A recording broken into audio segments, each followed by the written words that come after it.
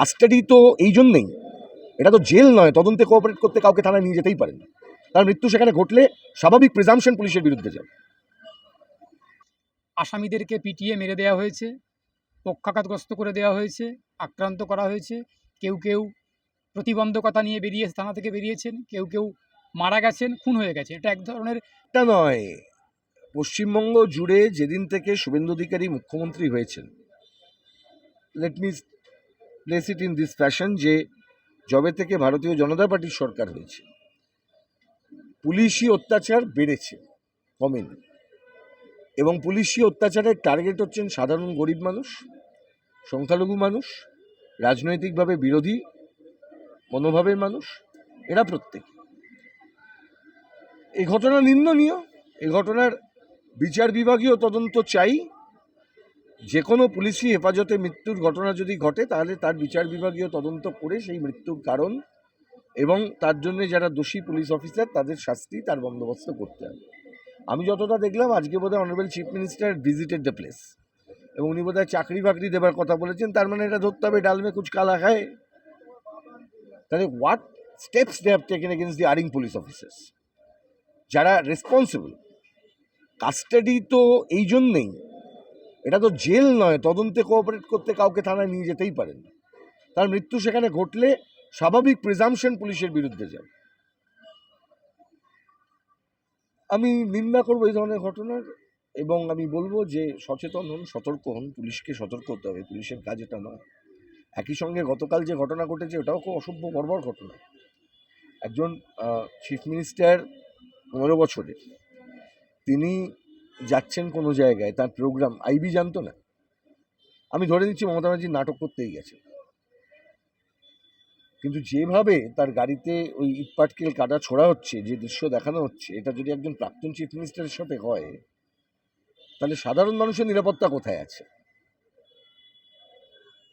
আমার নামটা মমতা ব্যানার্জিকে আমার পছন্দ নাও হতে পারে, কিন্তু at the end of the day I have to recognise the fact, being a citizen তার অধিকার আছে কোথাও যাবার।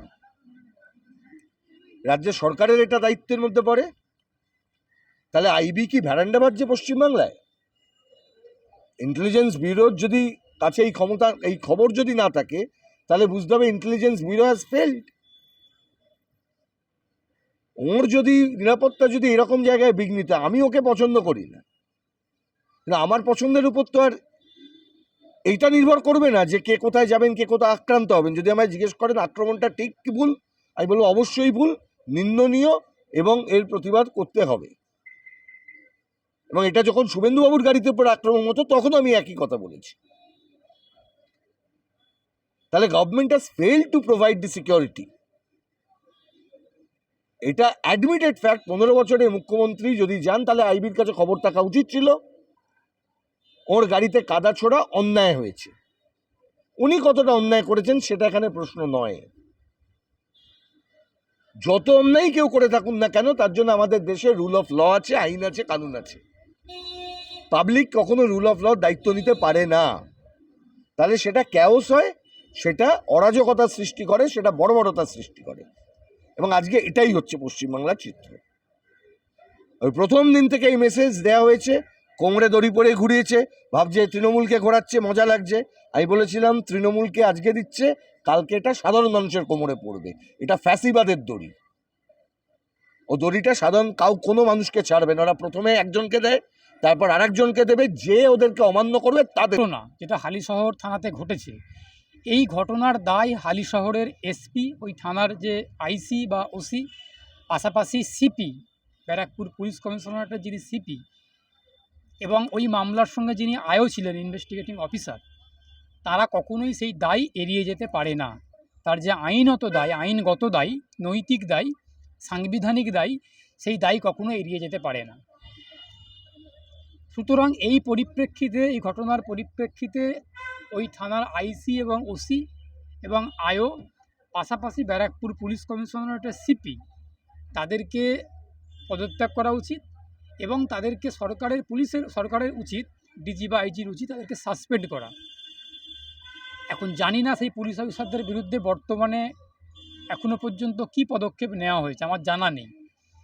তবে আমি আশা করব পুলিশের যারা শীর্ষ অভিযোগ থাকতেই পারে, তাকে পুলিশ গ্রেপ্তার করতেই পারে, এবং তিনি তাকে পিসিতে নিয়েছেন, পুলিশ কাস্টডিতে নিয়েছেন, কখনো কখনো জেসিতে যায়। কিন্তু কাস্টডিতে গিয়ে কাস্টোডিয়াল ডেথ হয়ে যাবে, প্রাতিষ্ঠানিক খুন হয়ে যাবে, এটা তো কখনোই এক্সপেক্টেড না, এটা তো কখনোই কাঙ্ক্ষিত না। সেই অনাকাঙ্ক্ষিত অভাবনীয় কাজটাই হয়েছে। আমরা আশা করব আগামী দিনে সঠিক তদন্ত হবে, ঘটনার সঙ্গে কারা যুক্ত, কার নির্দেশ মতো পুলিশে ঘটনা ঘটিয়েছেন, কেন তাকে খুন করলেন, কেন তাকে কাস্টডিতে নিয়ে অত্যাচার করা হলো তার উপরে, কেন এই ধরনের অপ্রত্যাশিত ঘটনা ঘটলো। পুলিশই রাজ কায়েম করার চেষ্টা হচ্ছে। পুলিশ যদি মনে করে যে নিজের উর্দির ক্ষমতার অপব্যবহার করবে, একথা আমরা আইনজীবীরা, আমি অ্যাডভোকেট শেখ বাবুলাল একাধিকবার বলেছি, আবারও বলছি, পুলিশ যদি তার নিজের উর্দির ক্ষমতার অপব্যবহার করে, তাহলে পুলিশের নাকে দড়ি পরিয়ে হিড়হিড় করে টানতে টানতে কীভাবে আইনিভাবে হাইকোর্টে আনতে হয়, কীভাবে কোর্টের দরজা পর্যন্ত আনতে হয়, কীভাবে ওই পুলিশকে শাস্তি দিতে হয়, সে কৌশল আমরা আইনজীবীরা খুব ভালো করে জানি। আমরা আইন পড়েছি, আইন নিয়ে চর্চা করছি, আইন নিয়ে প্র্যাকটিস করছি, কালচার করছি, আইনের ছত্রে ছত্রে, আইনের রন্ধে রন্ধে, আইনের পাতায় পাতায় কী আছে সেটা আমরা খুব ভালো করে জানি। সুতরাং পুলিশকে আমি আইনি হুঁশিয়ারি দিয়ে বলছি, আইনের হুঁশিয়ারি এটা। পুলিশ যদি সোজা পথে, আইনি পথে, সাংবিধানিক পথে, সাংবিধানিক আইনের রীতিনীতিকে লঙ্ঘন করে না মেনে কাজ করে, তাহলে পুলিশের ভাগ্যে কিন্তু চরম খারাপই আছে। এই যে সমস্ত পুলিশ অফিসারগুলো ঘটনার সঙ্গে যুক্ত, আপনারা নিয়ে খবর জানতে পারবেন, এই পুলিশগুলোর অবস্থাকালী কী হয় দেখে নেবেন। জেলের বাইরে একজনও থাকবেন না। আমার শুধু চিন্তা হচ্ছে এই পুলিশগুলোর পরিবারগুলোর কী হবে, তাদের স্ত্রী, বাবা মা, সন্তানগুলো কী খাবে এরপর থেকে। কারণ চাকরিগুলো থাকবে না তো, চাকরিগুলো থাকবে না, জেলে যেতে হবে, যাবজ্জীবন জেল হতে পারে, কারোর কারোর ফাঁসিও হতে পারে, ঘোষণা হতে পারে, সেটা আগামী দিনে আইনি লড়াই হবে। কিন্তু পুলিশগুলো চরম শাস্তি পাবে, চরম মানে চরম শাস্তি পাবে। সেই শাস্তি কী হবে সেটা আমি অনুমান করতে পারছি না, আমরা আইনজীবীরা। সুতরাং যেই পুলিশ অফিসারগুলো যুক্ত হতো ঘটনার সঙ্গে, তাদের কপালটা খুব পোড়া কপাল, খুব দুর্ভাগ্যবশত তারা কার অর্ডারে কাজটা করেছেন। This channel does not promote any violent, harmful, or illegal activities. All content provided by this channel is meant for an educational purpose only.